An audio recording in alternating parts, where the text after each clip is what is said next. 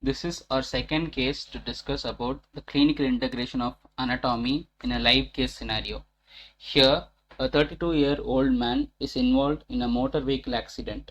He used 3-point restraints, which is nothing but a seat belt, while driving a sedan. So basically what happened here is a pickup truck guy was cruising at a speed of 45 miles per hour. So the patient was driving a sedan car and he was following him. Suddenly the pickup truck guy applied a brake so that both the vehicles crushed at the driver's side. So what happened here? The patient sustained multiple injuries including a displaced fracture of the left humerus. So as you know, this is a humerus bone. So here the patient suffered a displaced fracture. What do you mean by a displaced fracture? It means the fragments are displaced from each other. So it looks like almost like this. So this is a displaced fracture of the humerus. So he complains of inability to open his left hand and loss of sensation to a portion of his left hand. Here the most likely diagnosis is radial nerve injury at the spiral groove of the humerus, which in turn caused the loss of sensation of a portion of the left hand, and also he was unable to open his left hand. So in order to understand this, we have to look at the anatomy of the radial nerve. So let's just look at the anatomy of the radial nerve now. So as you can see, this is the course of the radial nerve. So as you all know that, just a second, radial nerve is a continuation of the posterior cord of the brachial plexus. So this is the posterior cord of the brachial plexus. So radial nerve is just this yellow thing coming down from the posterior cord. So as you can see, the radial nerve lies just across the brachial artery. This red thing is the brachial artery. So the radial nerve lies just adjacent to the brachial artery. So this branch of the brachial artery is called the profunda brachiae artery.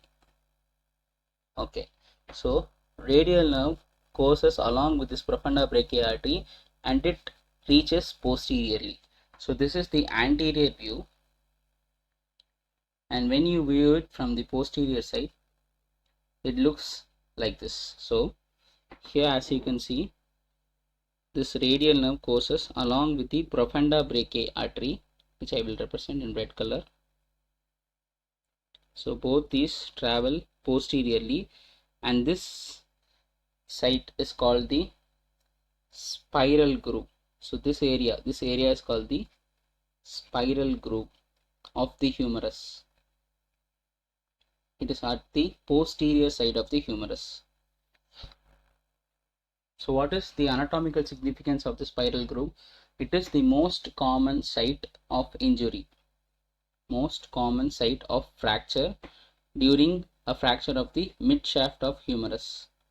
In case of fracture of mid shaft of humerus, the most common site which tends to break is the spiral groove. So what is the structure lying at the spiral groove? The radial nerve and profunda brachiae artery. So they are most likely to be damaged, which is the case in our scenario. So let's just see the entire course of the radial nerve. So after the posterior course, it enters anteriorly. As you can see, I will trace it once again for you. This is posterior cord, radial nerve. It runs posteriorly along with the profunda brachiae artery, and it pierces the lateral intermuscular septum and reaches anteriorly and lies anterior to the lateral epicondyle. This is the lateral epicondyle. So the radial nerve lies anterior to the lateral epicondyle. Here the radial nerve lies beneath the brachioradialis muscle. Here it splits into two branches, as you can see.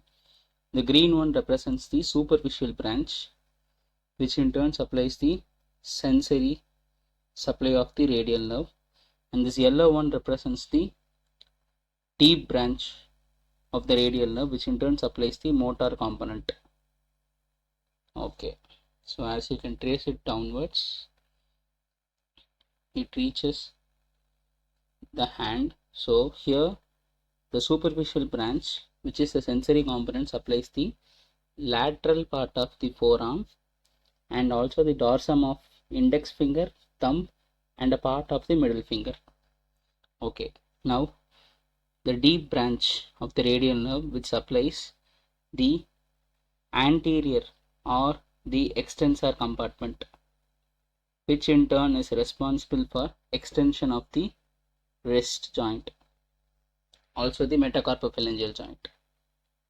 Okay, so here this is the clinical correlation which you have to understand. So in our case, the patient was unable to open his hand, which means he was unable to extend his hand or the wrist, which is referred to as the wrist drop. Also, he had a loss of sensation in a part where the radial nerve is supplies. So this is the part where he had loss of sensation. So this is the clinical correlation between anatomy and this live case scenario.